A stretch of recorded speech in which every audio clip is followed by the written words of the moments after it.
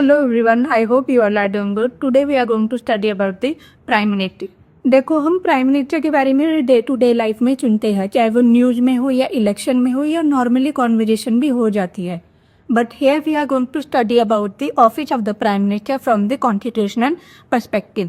See, the Prime Minister comes under the Union Executive, which is mentioned in Part 5 of the Indian Constitution. Here you have to remember that Union Executive includes President, Vice President, Prime Minister, Council of Ministers, and Attorney General of India. Also, you have to remember that President is a constitutional head of a state, whereas the real executive power is administered by the Prime Minister along with the Council of Ministers. Now, the question comes that सारे countries में prime minister होते हैं. The answer is no. Countries like India, Australia, United Kingdom, Japan, ये सारे countries में prime minister होते हैं. But in USA it is the president. तो इंडिया जैसे कंट्रीज में we follow the parliamentary system, but in USA they follow the presidential system. अब India जो पार्लियामेंट्री सिस्टम फॉलो कर रहा है, it is because India is a very diverse country. यहाँ पे बहुत सारे रिलीजन है, रीजन है, लैंग्वेजेस है, पॉलिटिकल पार्टीज है. So parliamentary system ensure the greater accountability where the government means prime minister and the council of minister they are accountable to the parliament. They have to answer in the parliament. जो भी वो decision लेंगे या जो भी वो scheme launch करेंगे, they have to answer it in parliament. This is the reason why they chose the parliamentary system. हम आगे बढ़ते हैं प्राइम मिनिस्टर के बारे में. सबसे पहले आता है article 74. It says that there shall be a council of minister along with the prime minister to aid and advise the president. It means that president here cannot make any decision independently. President कोई भी decision लेगा, he needs to take advice from the prime minister along with the council of minister, which is mentioned in article 74. You have to remember this one. Next is article 75. The Prime Minister is appointed by the President according to Article 75, and all the ministers which are included in Council of Ministers, they are also appointed by President, but it is on the recommendation from the Prime Minister. अब आपके यहाँ पे याद रखना है कि जो Council of Ministers होते हैं, which include Prime Minister, they both shall not exceed 15% of total strength of Lok Sabha. It is mentioned in 91st Constitutional Amendment Act 2003. So according to 91st Constitutional Amendment Act 2003, Council of Ministers including the Prime Minister shall not exceed 15% of the total strength of the Lok Sabha. So Article 75 क्या कहता है कि the President appoint the Prime Minister, and other ministers are also appointed by the President, but on the recommendation of the Prime Minister. Next is Article 78. Prime Minister must keep the President informed about the government decision.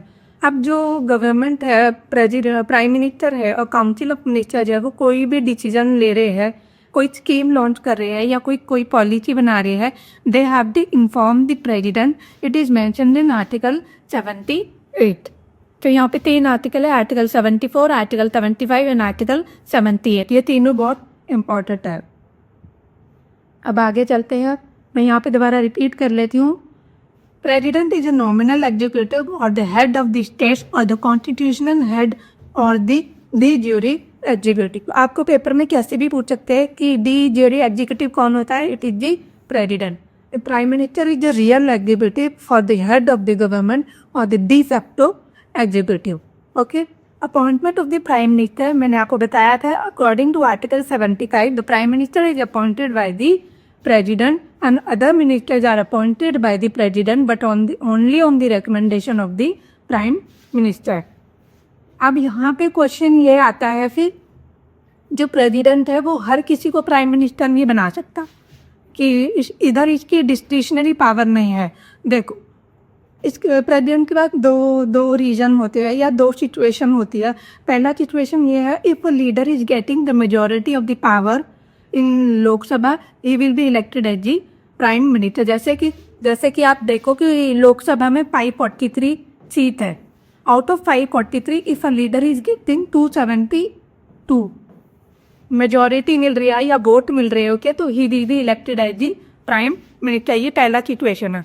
दूसरा ये है कि if a party is not getting majority of the vote, कोई भी party को majority of the vote नहीं मिल रहा है, तो here the president can act in his discretion, वो डिस्क्रिशनरी पावर यूज करके he can elect anyone as the prime minister. Okay, next is oath of the prime minister. The oath of the prime minister is administered by the president of India. अब वो दो oath लेता है, oath of office and oath of secretary. Oath of office में वो शपथ लेता है कि I will follow the rule and abide by the rule of the Indian constitution. दूसरा है ओथ ऑफ सेक्रेटरी। जितने भी कैबिनेट मिनिस्टर या कैबिनेट मीटिंग हो रही है या फिर गवर्नमेंट के कुछ कॉन्फिडेंशियल इंफॉर्मेशन है, वो ये ओथ लेता है कि that will not be disclose. तो ये ओथ लेखा है, कौन लेखा है? Prime minister. Next term of office, there is no fix term for the prime minister, he hold the position at the pleasure of the president. तो prime minister किसके pleasure पे वो करता है? That the president. Next is the prime minister remain in office as long as he enjoy the confidence of the Lok Sabha. मैंने बोला था कि जब तक उसे मेजोरिटी ऑफ द वोट मिलेगा, लाइक 272 वोट मिलेगा out of 543 member, he will remain as a prime minister, because वो लोकसभा का लीडर होता है। तो लोकसभा का जो लीडर होता है, he the prime minister of India. यहाँ पे एक एग्जाम्पल है, in 1999 prime minister Atal Bihari Vajpayee lost the vote of confidence at just 1 vote. सिर्फ एक वोट से हारा गो। This is the reason why he chose to resign. और फिर वहाँ उस टाइम पे प्रेस इलेक्शन हुए थे लोकसभा के, because he lost by just 1 vote.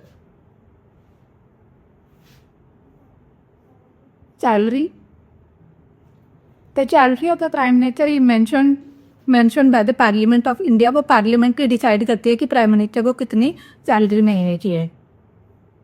Next is power and function of the prime minister. अब प्राइम मिनिस्टर का क्या रोल है प्रेसिडेंट के साथ, वो कैसे एक्ट करता है? The prime minister act as a link between council of minister and the president, which means that prime minister is the main communication channel between the council of minister and the president. It is mentioned in article 78। मैंने बताया था article 78 में जो prime minister है वो government को सारे decision बताते हैं। काउंसिल ऑफ मिनिस्टर क्या डिसाइड कर रही है, क्या पॉलिसी बन रही है, क्या स्कीम बन रही है, वो सारे को प्राइम मिनिस्टर बताता है to the president. Next is he is the one who communicate all the decision of the Council of Minister to the President. He provide the information sought by the President. If President want to know something about a particular thing, he will ask the Prime Minister. फिर वो prime minister क्या करता है? वो information president को provide करता है। अब प्रेसिडेंट अगर कोई बोल रहा है कुछ कि ये चेंज करना है या फिर कुछ सजेशन दे रहा है, तो कि it he place before the council any matter if directed by the president. अब जो प्रेसिडेंट है, he is the one who appoint the attorney general of India, controller and auditor general of India, UPSC chairperson and member, governor, election commissioners, finance commission chairperson and the member. जो ये सारे हैं 6 लोग, they are appointed by the president, but इनकी जो recommendation है it is given by the prime minister. अब यहाँ पे ये याद रखना, election commission deal with the article 324 and finance commission deal with the article 280। ये कई बार आ जाता है कि article 280 deals with what? Article 280 deals with the finance commission and election commission deals with the article 324। तो आगे हमें समझ कि president is the one who appoint these people पर on the advice of the prime minister. Role of the Prime Minister with respect to the Council of Ministers. See, according to Article 75, I have already told you, Prime Minister is appointed by the President. But जो Council of Ministers है, they are also appointed by the President, but on the recommendation of the Prime Minister. यहाँ पे यही लिखा है, the Prime Minister recommend the person who can be appointed as the Minister by the President, which is mentioned in Article 75. The president can appoint only those individuals as the minister who are nominated by the prime ministers. He allocate and reshuffle the various portfolio among the minister. अब कौन से minister को कौन सा portfolio देना है? Portfolio means कि कौन होम मिनिस्टर बनेगा, कौन डिफेंस मिनिस्टर, कौन एजुकेशन मिनिस्टर. तो prime minister is the one who decide and allocated. और रीशफल का मतलब है कि किसी होम मिनिस्टर से कोई एजुकेशन मिनिस्टर बन रहा है, फिर रेलवे मिनिस्टर बन रहा है, वो रीशफल भी कर सकता है. It is decided by the prime minister. He can ask the minister to resign or advise the president to dismiss him in case of the difference of opinion. Council of minister में अगर किसी का काम पसंद नहीं आ रहा है prime minister को, या फिर in case of any difference of the opinion, he can ask the council of minister to resign. अगर वो रिजाइन नहीं करता है तो he can advise the president to dismiss him. It means that here the prime minister can not dismiss और remove the minister. खुद से नहीं कर सकता, वो प्रेसिडेंट को एडवाइस कर सकता है, वो खुद रिमूव नहीं करेगा. He presides over the meeting of the Council of Ministers and influences decision. Council of Ministers की जितनी भी मीटिंग होती है, he is the one who preside over it. जैसे कि बजट हो गया, न्यू लॉज कोई बन रहे हैं, या फॉरेन पॉलिसी के ऊपर कुछ डिस्कशन हो रही है, या नेशनल सिक्योरिटी के ऊपर कोई डिस्कशन हो रही है, तो he will be the one who preside and act as a leader. He guide, direct and control and coordinate the activities of all the ministers. He is the one who guide, he is the one who direct, and he is the one who control and coordinate the activities of all the ministers. His death or resignation from the office can bring the collapse of the Council of Ministers. देखो, जो Council of Ministers है, they are collectively responsible only to the लोक सभा. Council of Ministers सिर्फ लोक सभा के लिए responsible है, not to the राज्य सभा. It is mentioned in Article 75(3) of the Indian Constitution. ये कैसे है? Article 75(3) of the Indian Constitution. अब यहाँ पे ये है कि जो प्राइम मिनिस्टर है, he is the leader of the house. Okay, तो अगर प्राइम मिनिस्टर नहीं रहेगा तो council of minister by default नहीं रहेगा. जब तक प्राइम मिनिस्टर ऑफिस में है तब तक council of minister remain in office. अगर प्राइम मिनिस्टर की डेथ हो जाती है या वो रिजाइन कर देता है तो by default council of minister cease to exist. Okay, यहाँ लिखा है डेथ और resignation from the office can bring the collapse of the council of ministers. Role of Prime Minister with respect to the Parliament. Prime Minister is the one who is the leader of the lower house or the Lok Sabha. वो leader होता है. He advises the President with regard to the summoning and prorogation of the session of the Parliament. Summoning of the House में वो Parliament को बुलाता है. President is the one who summon the House. Prorogation of the Parliament means he is the one who terminate the entire session of the House. But इसका advice कौन करता है? Prime minister is the one who advise the president to summon और prorogue the house. Also the president dissolve the Lok Sabha but on the recommendation of the prime minister. तो आपको यहाँ से पता चल रहा है कि प्रेसिडेंट जो भी डिसीजन लेता है वो मतलब डिस्क्रिशनरी पावर नहीं होती है. It is based on the recommendation from the prime minister and the council of ministers. He is the one who announce the government policies on the floor of the house. मतलब जो prime minister है, कोई भी government policy बनती है, he is the one who announce in the house. जैसे कि कोई भी गवर्नमेंट स्कीम अगर लॉन्च हो रही है तो prime minister is the one who will launch it या फिर he is who will announce it. Role of the prime minister with respect to the cabinet. अब जो कैबिनेट है, cabinet is a smaller group whereas the council of minister is a larger group. अब cabinet meeting में prime minister is the one who preside it and वो decide करता है कि कौन सी इशू को लेके आना है एंड कौन सी इशू को रिजॉल्व करना है. जो prime minister constitute the cabinet and allocate the portfolio. Cabinet में कौन सा पोर्टफोलियो किसको मिलेगा, he is the one who allocated. He summon the cabinet meeting and also decide the agenda of the meeting. Meeting का क्या agenda होगा, it will be decided by the prime ministers. Next is role of the Prime Minister with respect to the external affair. Prime Minister is the one who shape the India's foreign policy. जैसे कि neighbourhood first policy. Neighbourhood first policy क्या होता है कि India के आसपास जितने भी कंट्री है उनके साथ रिलेशन मजबूत करना. जैसे कि कौन कौन सी कंट्री है, नेपाल, भूटान, अफगानिस्तान, चाइना, पाकिस्तान, श्रीलंका, म्यांमार, बांग्लादेश, ये सारे कंट्रीज है. तो फिर इन सब के साथ जो रिलेशन है उसको स्ट्रेंथन करना, to promote the cooperation and to promote the economic development, that is a neighbourhood first policy. Active policy south east Asian country और the south east Asian country का, जैसे कि हो गया वियतनाम, हो गया सिंगापुर, हो गया, उन सब के साथ कनेक्टिविटी को मजबूत करके रखना या उनके साथ ट्रेड स्ट्रेंथन करना, उन सब से बारे में ये काम करता है। Prime minister is the one who shed the India's foreign policy. Prime minister represent the India at the major international meeting and summit. जितने भी इंटरनेशनल मीटिंग या समिट होती है, he is the one who preside over it. जैसे कि G20 summit हुआ था, अब देखो G20 समिट 2025 में, ये करंट अफेयर है। G20 समिट 2025 वाला कहाँ पे हुआ था? ये हुआ था Johannesburg which is in South Africa. अब क्वेश्चन ये भी आ सकता है कि G20 समिट इंडिया ने कब किया था? It was in 2023। तो इंडिया होके द G20 समिट इन 2023 और 2025 का G20 समिट कहाँ हुआ था? Johannesburg which is in South Africa. Second is BRICS summit. BRICS stand for Brazil, Russia, India, China and South Africa. Okay, तो जो BRICS summit है 2026, BRICS summit will be hosted by India, 2026 का BRICS summit. Okay, next is SCO summit. SCO summit का full form है, SCO mean Shanghai corporation organisation. इसका headquarter Beijing में है, which is in China. Okay, तो ये मतलब जो प्राइम मिनिस्टर है वो G20 समिट अटेंड करेगा, ब्रिक्स समिट अटेंड करेगा, SCO समिट अटेंड करेगा, या क्वाड समिट अटेंड करेगा। तो he is the one who represent India at the international meetings. Okay, next is role of the prime minister with respect to the planning. अब India में कोई भी natural disaster आ गए या इमरजेंसीज आ गई, तो he is the one who act as the key political coordinator during the emergency. Here you have to remember that Prime Minister is the ex officio chairman. Wait, I'll write it. Prime Minister is the one. He is the ex officio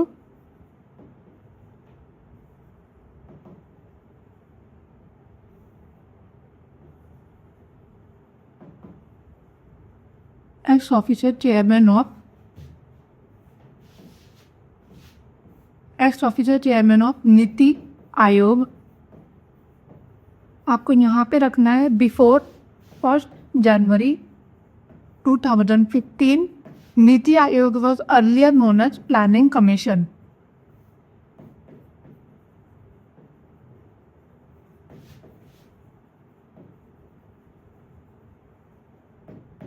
पर जनवरी 2015 से पहले planning commission होता था, बाद में after 1 जनवरी 2015 उसे नीति आयोग बोला गया है। तो एक्स ऑफिसर चेयरमैन कौन है नीति आयोग का?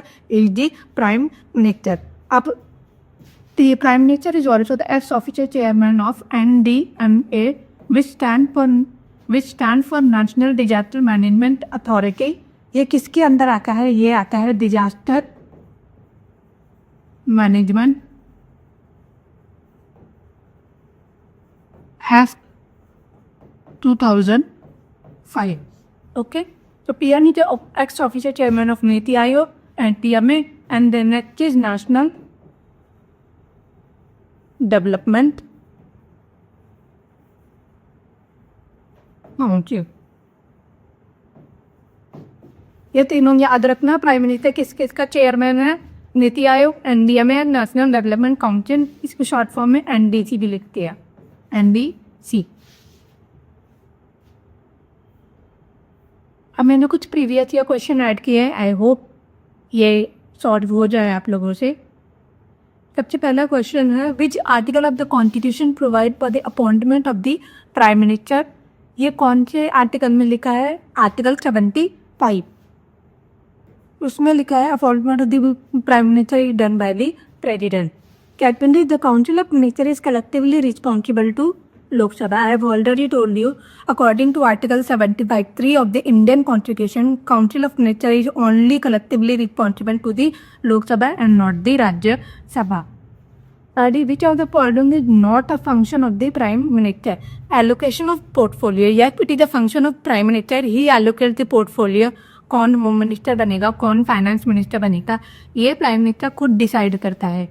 Chairing the cabinet meeting. Cabinet meeting is chaired by Prime Minister. Here is सही है। Appointment of the judges independently. No. Judges of the Supreme Court and High Court are appointed by the President, not the Prime Minister. Last one is advising the President on the ministerial appointment. Yes, Prime Minister is appointed by the President, but other ministers are appointed by the President on the recommendation of the Prime Minister. तो इसका answer क्या है? इसमें not बोला है, so appointment of the जजेज independently, ये इसका आंसर ये है, बिकॉज जजेज are appointed by the president and not the prime minister. Next is the death और the resignation of the prime minister result in dissolution of the council of minister. The answer ये है, अगर prime minister की death हो जाती है या resign कर देते हैं तो council of minister will cease to exist. आपको क्वेश्चन मतलब ऑप्शन में आपको ऐसे दे सकते हैं, जैसे dissolution of the council of minister दिया, या कि ऐसे लिख सकते हैं council of minister cease to exist. Okay, next question is the prime minister is the chairperson of NITI Aayog. Yes, correct. The prime minister preside over the cabinet meeting. Correct. The prime minister appoint the president of India. No, it is the president of India who appoint the prime minister. Okay, तो इसका answer क्या है? 1 and 2. तीसरा इसमें गलत है. Last one is consider the following statement. The prime minister decide the agenda of the cabinet meeting. Correct. The prime minister advise the president regarding the appointment of minister. Correct. The prime minister has the constitutional power to dismiss a minister directly. No, देखो जो prime minister है वो president को advice देता है कि who will be included in the council of minister, but prime minister का discretionary power इधर नहीं है कि वो किसी मिनिस्टर को रिमूव करे. He have to advise the president for the dismissal of the minister. तो ये वाला गलत है. इसका आंसर क्या है? 1 and 2 ओनली. आज के लिए बस इतना ही यार. I hope you like this session. Thank you.